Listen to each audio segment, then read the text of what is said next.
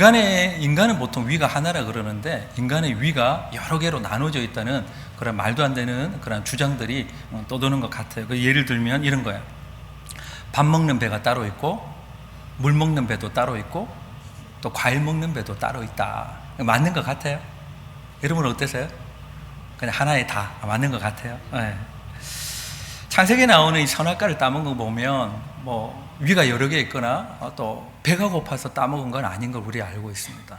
그런데 어찌 보면 조금 전에 농담 삼아 한 이 얘기처럼 인간의 욕구에서 배고픔, 그런 식욕에 대한 것을 채워줬음에도 불구하고 선악과를 따먹었을 때는 배가 고파서 먹었던 게 아니죠. 그 다른 욕구가 있었던 거예요. 하나님처럼 되고자 하는, 높아지고자 하는, 어쩌면 하나님 없이도 내가 알아서 잘할 수 있을 것 같은 그런 욕구, 그게 어떤 또 다른 배일 텐데 그 욕망의 배에 채우기 위해서 인간은 결국은 선악과를 따먹었는데 좋은 영향력이 아니라 악한 영향력 가운데 빠져버렸죠. 왜 따먹었겠습니까? 좋으려고 따먹은 거 아니에요? 근데 결과는 어떻게 됐어요? 안 좋게 된 거예요. 그것까지 예상하지는 못했던 것 같습니다. 원래 선악과는 선악을 알게 하는, 선악과라고 성경이 표현하고 있지 않고 선악을 알게 하는 나무의 실과 이렇게 보통 표현을 하는데, 그걸 따먹으면 선악을 알게 되니까 내가 선이 뭔지 악이 뭔지 알아야 되면 참 좋을 것 같은데 인간은 그 구렁텅이에 빠져버린 거예요. 그 구조 안에. 그래서 어그러진 판단력을 가지게 됐고, 그것은 하나님이 원하시는 판단력과는 전혀 다른 그러한 판단력으로 선과 악, 좋고 나쁨을 결정하게 되었습니다. 대표적인 것이 어떤 거예요? 하나님은 보시기에 좋았다, 너무 사랑스럽다 이렇게 얘기를 했는데 선악과 따먹고 나니까 어떻게 되냐면 나는 좀 수치스럽네? 그러니까 가리고 숨기 시작한 거예요.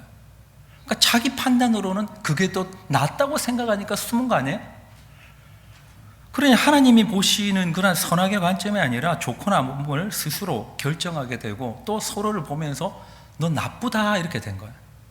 그 따먹기 전에는 막 그냥 눈에도 안 아플 것 같은 그런 느낌으로 뭐라고 얘기합니까? 서로를 통해서 이제 하와는 표현하지 않았지만 아담이 표현하기를 뼈 중에 뼈고 살 중에 살이다. 근데 먹고 나니까 어떻게 돼요? 죄가 그랬어요. 죄가 나 꼬드겨가지고 그리고 나서 점점 자기 나름대로 이 어그러진 판단력이 선한 것이고 악한 것이다 스스로 그렇게 판단하는 거예요. 스스로만 나아가지 못하는 게 뿐만 아니라 어떻게 돼요? 점점 인간은 어두움 쪽으로 더 기울어집니다. 가만히 놔보면 선한 쪽이 아니라 어두움 쪽으로, 숨는 쪽으로 점점 기울어지게 되어 있죠. 그래서 어떻게 됩니까? 대표적인 것이 우리도 그런 면이 있잖아요. 우리 다 숨잖아요. 어떻게 숨습니까? 막 이렇게 사회적인 어떤 것으로 옷으로 가리고 내면을 가리고 또 사회적으로 가면을 쓴 것 같은 대화를 하고 점점 포장을 합니다. 좀 더 좋은 스펙을 쌓아서 나 예전에 그런 존재가 아니라 나 똑똑한 존재예요, 나 잘난 존재예요, 자꾸 포장을 하는 거 아니에요. 우리는 점점 벌거벗은 데서 반대편으로 가고 있습니다. 스스로뿐입니까? 남들에게도 그러잖아요. 어떻게 하면 남들에게도 좋고 나쁨이라는 판단이 우리에게 들어오다 보니까 이 사람은 좋아요, 이 사람은 나빠요, 이 사람은 싫어요, 좀 나쁜 놈이에요, 왜 나쁘냐 잘 모르겠는데 남들이 그래요. 막 온갖 것들이 다 들어와가지고 서로 보면서 선함과 악함을 판단합니다. 그리고 그 가운데 비교의식도 찾아왔죠. 남들이 저렇게 잘 되는 거 보니까 나는 왜 잘 안 되냐. 옛날에 없던 원망이 생기기도 하고 또 끌어내리면 고소하다 그런 마음이 드는 이 모든 것들이 이 선악과를 따먹고 나서 우리에게 자꾸 작용을 하는 거예요. 대표적인 것이 가인과 아벨 사건 아닙니까? 가인이 자신의 제사가 받아들여지지 않은 건 하나님과 자신 간의 문제였어요. 근데 아벨의 제사는 받아들이니까 가인은 열받는 거예요. 그러니까 하나님과 해결해야 될 문제를 어떻게 합니까? 그냥 동생을 죽이는 스트레스나 분노를 거기로 해소를 합니다. 어떻게 돼요? 쟤도 더 이상 제사를 못 드리겠구나. 나밖에 없네? 그럼 어차피 나도 못 드려진 것, 세상 똑같이 다 못 드려진 것 같은 느낌이 드는, 사실 그렇다고 해서 자신의 악함이 제거되는 게 아니잖아요. 남들이 못 된다고 내가 잘 되는 게 아니죠. 근데 이상한 마음이 우리에게 드는 거예요. 다 안 되면 그냥 중간쯤이라도 갔다. 그런데 다 잘 됐는데 나만 안 되면 상대적인 박탈감에 견딜 수 없는 그런 것들이 밀려오는 거예요. 그게 다 어디서 온 겁니까? 잘못된 걸 먹고 이 어그러진 판단 가운데 우리는 계속 이렇게 살아가고 있는 거예요. 그러면 무엇이 선이고 무엇이 악일까? 선과 악을 만났을 때 우리는 그러면 거기에 대해서 어떻게 반응을 해야 되냐? 성경이 이렇게 지시를 하고 있습니다. 로마서 12장 21절 말씀을 우리 함께 한번 읽어볼까요? 시작. 악에게 지지 말고 선으로 악을 이기라. 아멘. 뭐라고 되겠습니까? 악에게 지지 말고 악을 이겨라. 근데 어떻게 이겨라? 선으로. 그럼 악에게 안 질려면 악이 뭔지를 알아야 안 질 거 아니에요. 우리 지난 주간을 살아온 것도 악에 졌을 거 아니에요. 어떤 부분들은 몰라서 진 것도 많지 않습니까? 모르니까. 그러면 선으로 또 악을 이기라 그러는데 선이 뭔지도 알아야 이길 거 아니에요. 그러니 우리는 선도 알아야 되고 악도 알아야 되는데 그걸 맨날 구별하려고 그러면 아침에 일어났어요. 내가 오늘 아침에 이 밥을 먹는데 이건 건강에 뭐 별로 안 좋다. 그럼 이걸 먹어야 되냐 말아야 되느냐? 주님의 성전이라고 여겨지니 몸에 조금 안 좋은데 그래도 맛은 너무 좋으니까 먹고 싶다. 먹는 것부터 시작해서 오늘 어디를 가서 누구를 만나고 어떤 얘기를 했고 이걸 얘기를 했을 때 선일까 악일까? 나는 선하다고 해서 얘기를 했는데 그 사람은 악하게 받아들이면 어떡할까? 우리는 이 굴레에 들어가면 아마 삶이 유지가 안 될 것 같아요. 이것을 해야 되나 말아야 되나? 어떤 음식은 성경에서는 구약에서 먹어도 된다 했고 어떤 음식은 먹으면 안 된다고 그랬어요.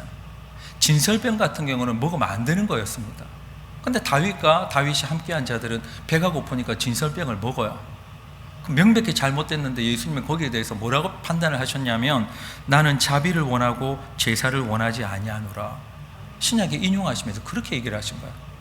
그러면 구약에서는 그게 맞았는데 신약엔 틀린가? 우리는 헷갈립니다. 어떤 음식은 먹어서 유익이 되기도 하지만 어떤 음식은 내가 먹어서 상대방이 시험 드는 경우도 발생하는 거예요.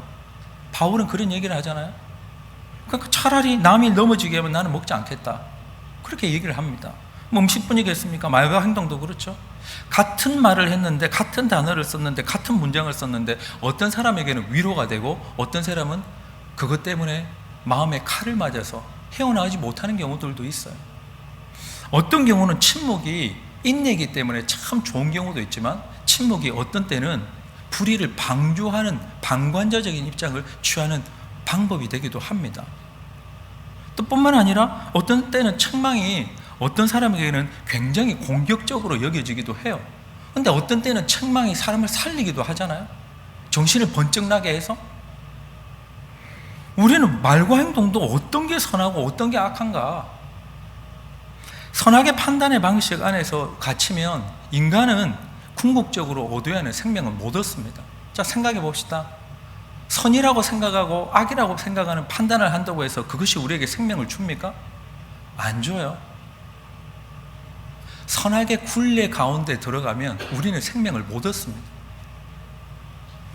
인간은 선을 행하지 못하기 때문이에요. 선만 행하면 되지 않냐? 그러면 좋죠. 선이 나쁜 게 아니라 선을 행하지 못하는 데 문제가 있으니까.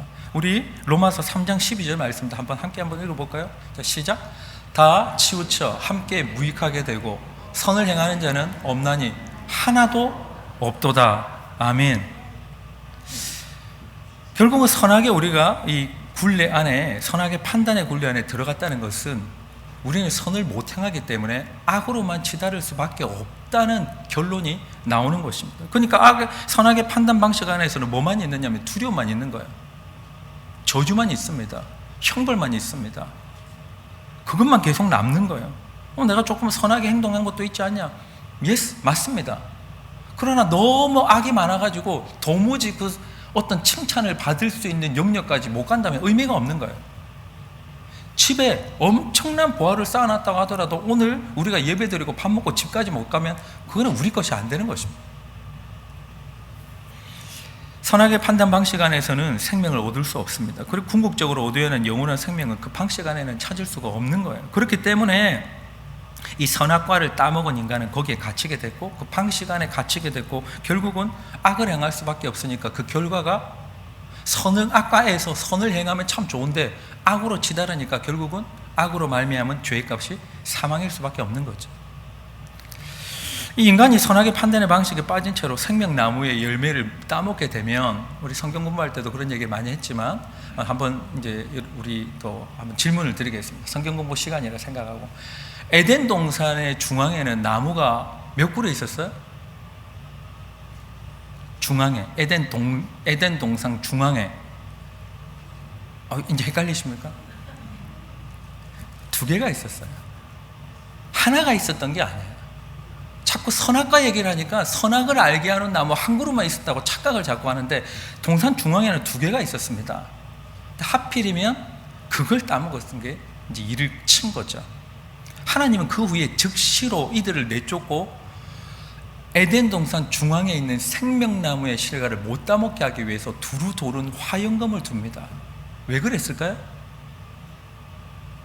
선악의 판단의 굴레 안에 갇혀서 끊임없이 저주스러운 이 굴레 안에서 영원한 생명을 얻을 수 있는 생명나무의 실과를 따먹으면 영원히 그 상태로 살 거니까 하나님이 막으신 거예요. 그리고 고치시길 원하셨습니다. 영원히 사는 것을 막으신 거 아니라 그렇게 살아가면 안 되니까. 그래서 하나님은 우리를 구하시고 영원한 생명을 주시기 위해서 전혀 다른 방식을 사용하신 거예요.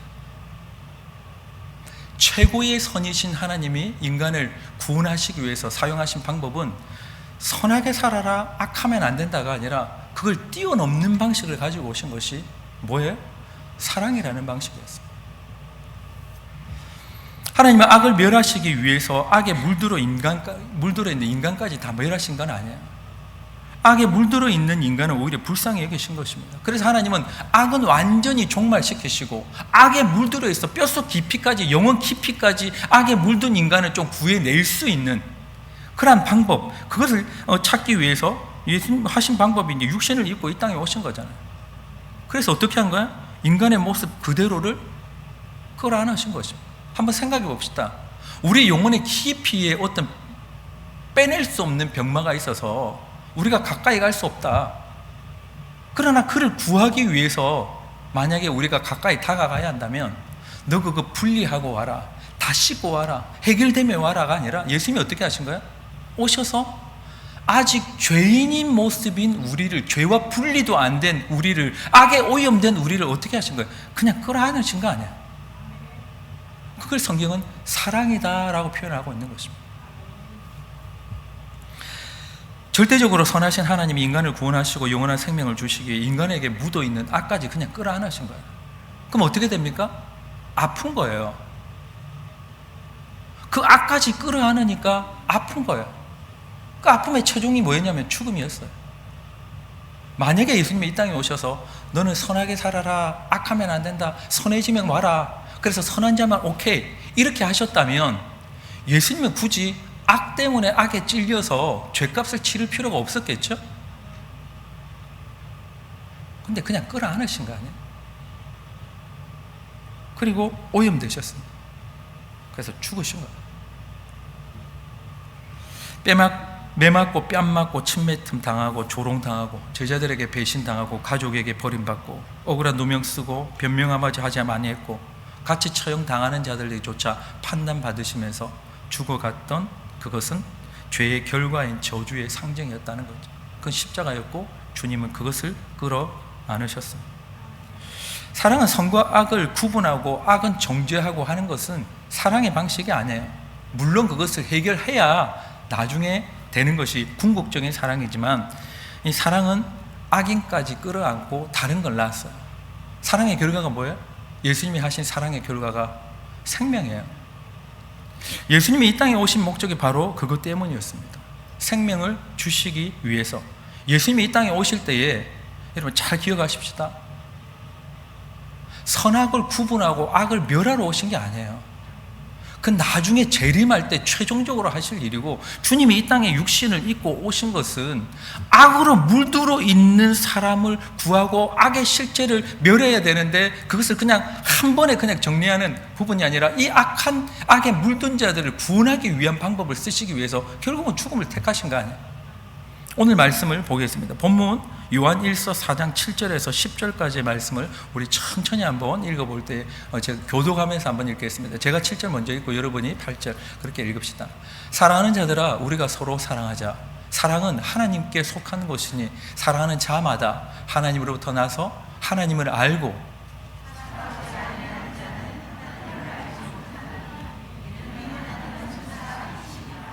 하나님의 사랑이 우리에게 이렇게 나타난 바 되었으니 하나님이 자기의 독생자를 세상에 보내심은 그로 말미암아 우리를 살리려 하심이라.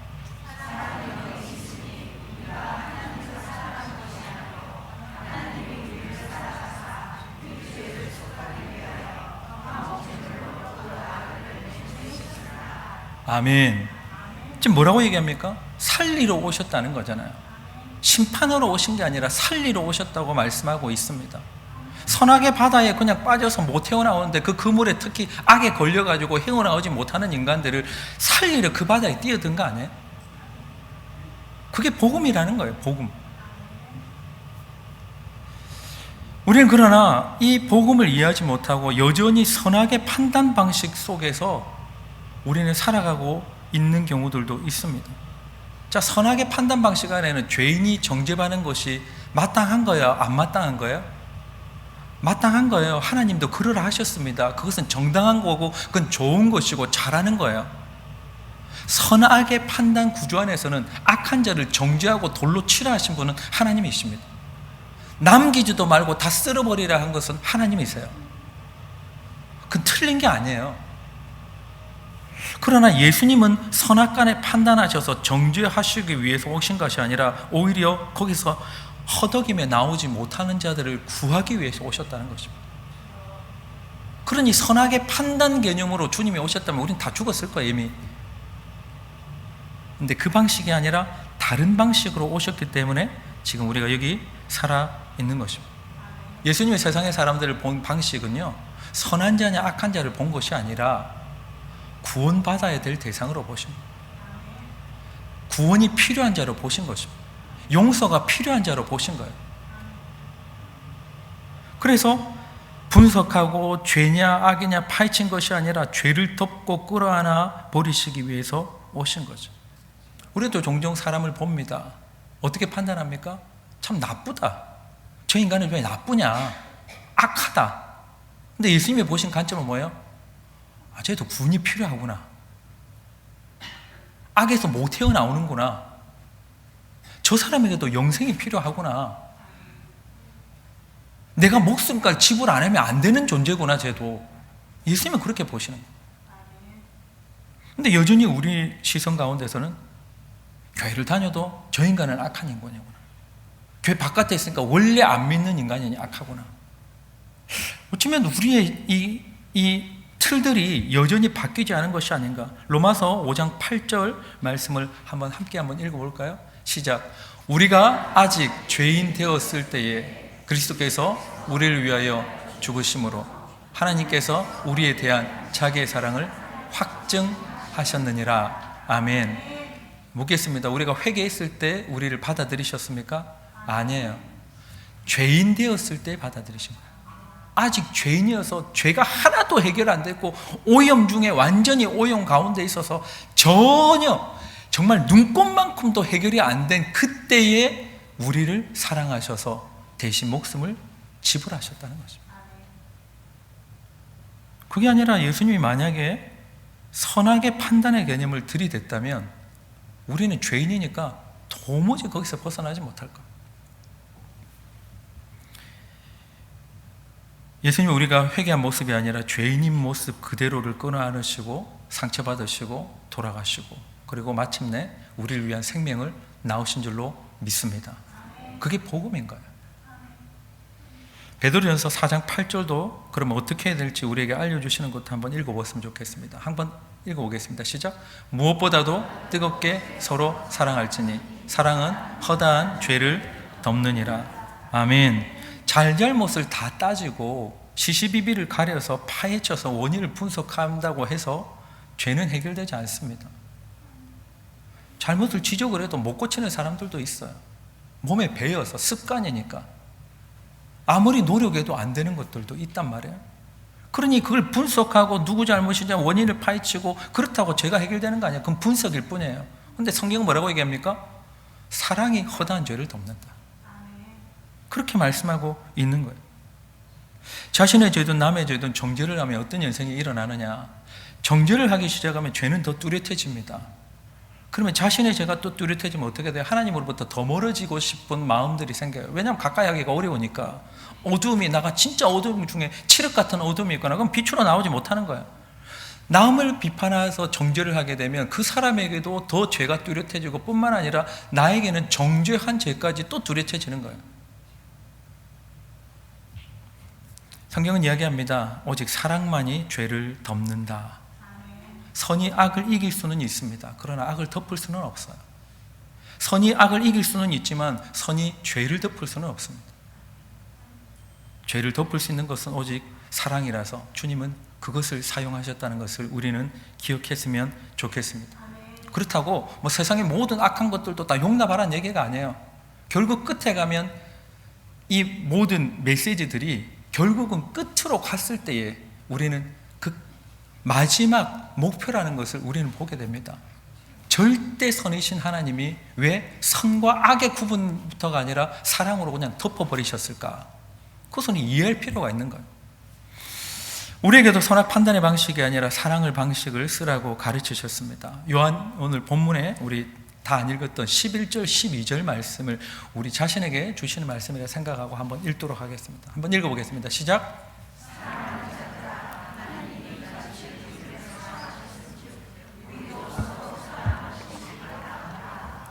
어느 때나 하나님을 본 사람이 없으되 만일 우리가 서로 사랑하면 하나님이 우리 안에 거하시고 그의 사랑이 우리 안에 온전히 이루어지느니라. 아멘. 마땅하다. 하나님이 우리를 사랑했는데 너도 하나님 사랑하라고 말씀하시지 않고 하나님이 너를 이렇게 사랑하셨으니 너는 서로 사랑하라 이렇게 말씀하셨어요. 굉장히 말은 좋죠? 그럼 어떻게 해야 될까? 서로 어떻게 사랑합니까? 나는 뜨거운 마음이 생기지 않습니다. 그럴 수 있어요. 옆 사람 한번 봐주시기 바랍니다. 한번 봐세요. 물끄러미 한번 바라보세요. 사랑스러워요? 사랑스럽습니까? 뭐 우리 시 중에 그런 거 있잖아요. 자세히 보아야 사랑스럽다. 뭐 이런 거 있잖아요. 자세히 보면 주름만 더 보일 수도 있지만 자세히 보면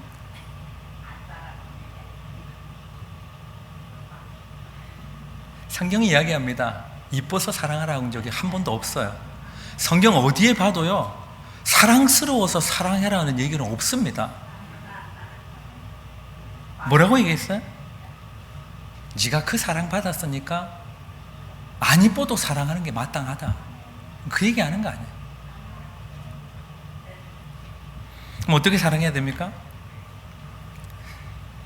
감정은 공짜예요.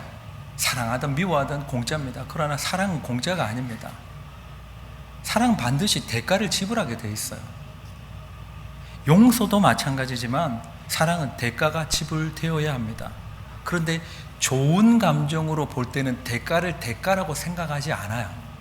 왜냐하면 좋으니까. 그런데 사회적으로나 시간적으로나 육체적인 비용을 엄밀하게 따지면 다 비용 지불이 있었던 거예요. 부모가 자식을 돌볼 때에 시간을 드립니다. 물질을 드립니다. 노력을 드립니다. 애는 막 밥 먹고 쿨쿨 잡니다. 그런데 다 지치다꺼리 합니다. 똑같은 에너지의 비용을 드리는데 사랑하지 않는 사람 할 때는 입에서 불만과 원망이 튀어나오고 이 언제 탈출하냐? 그럴 거 아니에요? 우리는 똑같이 뭔가를 합니다. 희생을 치르고 대가를 치르고 있어요. 그런데 좋아하는 감정이 포함되면 그것을 대가로 여기지 않을 뿐이고, 그게 감정이 포함이 안 되면 그것이 대가로, 희생으로, 불만으로, 괴로움으로 여길 뿐이라는 거예요. 선한 사마리아인 비유를 잠시 생각해 보면, 선한 사마리아인 비유를 장황하게 설명하지 않겠습니다. 선한 사마리아인이 강도 만난 자를 만났을 때 뭐 한 거야?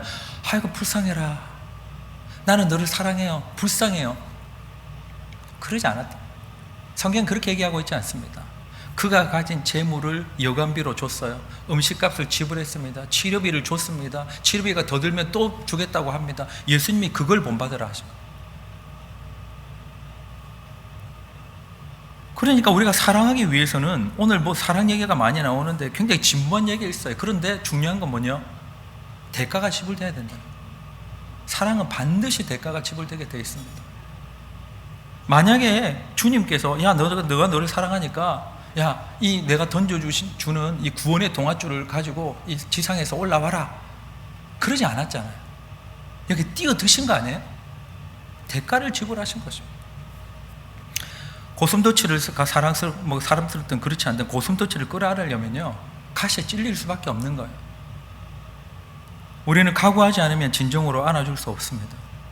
단순히 좋은 감정, 나쁜 감정, 그런 감정의 변화가 아니라 사랑을 정말로 서로 사랑하라 한 거는 대가를 지불해라, 이런 의미입니다.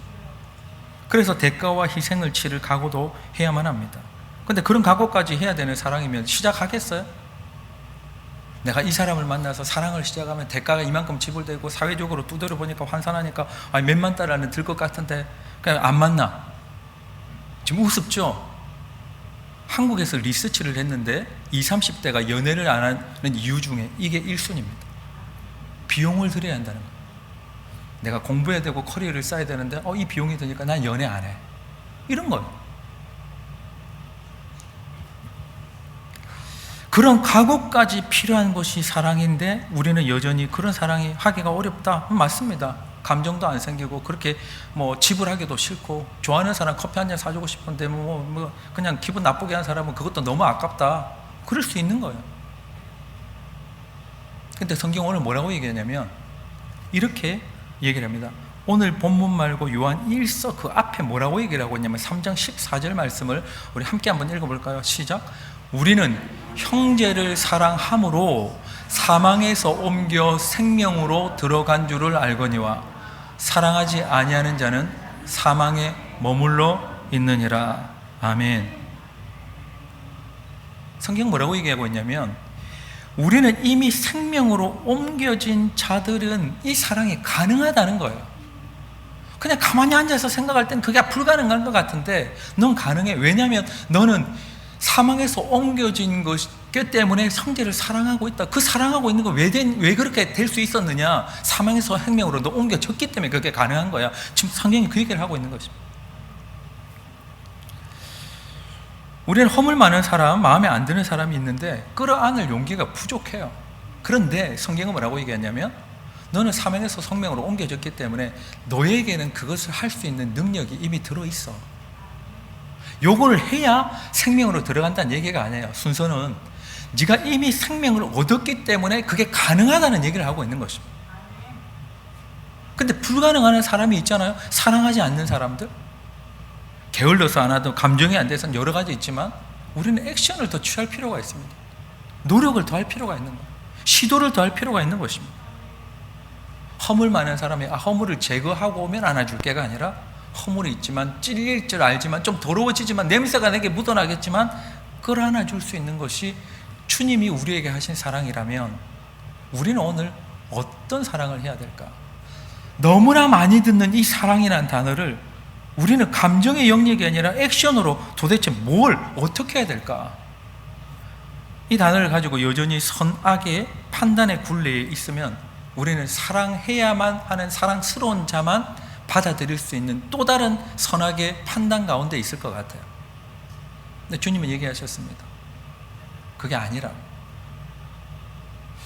우리 좀 냉철한 지적 판단 가지고 누군가를 또 스스로를 또 어쩌면 나에게 그렇게 행했던 자를 바라보기보다 좀 안아줄 수 있는 너그러움이 우리 모두에게 있으면 좋겠습니다.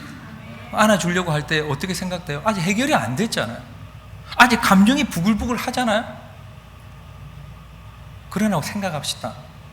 우리가 죄인이었을 때 주님은 안아주시러 이 땅에 오셨다는 것을. 우리도 어쩌면 해결되지 않는 감정의 찌꺼기가 있을 거예요. 물질적으로도 용서하려면 손해를 감수해야 되는 것이 있을 수도 있습니다. 여전히 예전에 했는데 아직 제가 나한테 사과를 안 했어. 사과를. 그럴 수 있어요.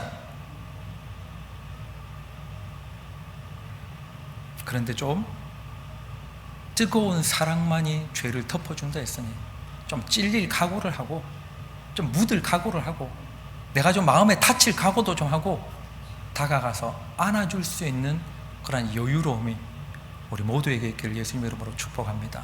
한번 기도하겠습니다. 우리 함께 한번 자신의 입술로 기도합시다. 고백합시다. 아직 떠오르는 사람들도 있을 것 같아요. 늘 연말쯤 돼서 용서 얘기하면 그냥 수십 년 동안 떠오르는 사람들도 있잖아요.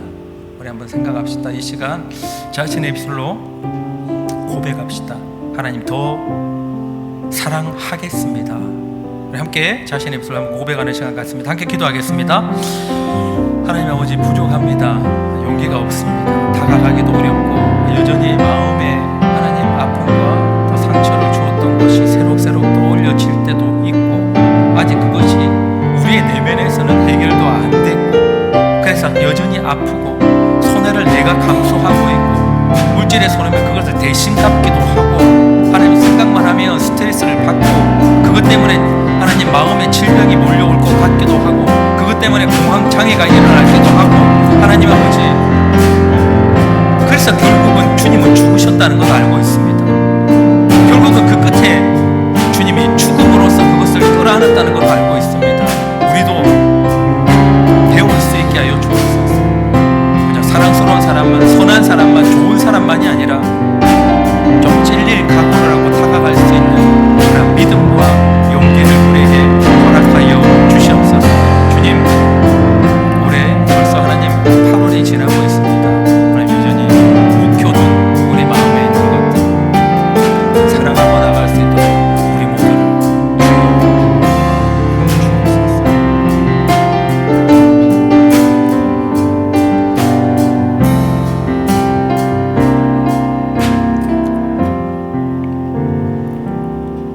주님, 기억합니다. 무엇보다도 교회의 어떤 봉사보다도 세상의 어떤 또 직업보다도 우리가 해야 될 많은 일보다도 무엇보다도 뜨겁게 서로 사랑해서 허다한 죄를 사랑으로 덮으라 하셨사오니, 주여 이 신비를 우리도 잘 배울 수 있도록 도와 주옵소서. 여전히 우리의 머릿속에는 선과 악의 그런 판단의 굴레가 사로잡을 때가 있습니다.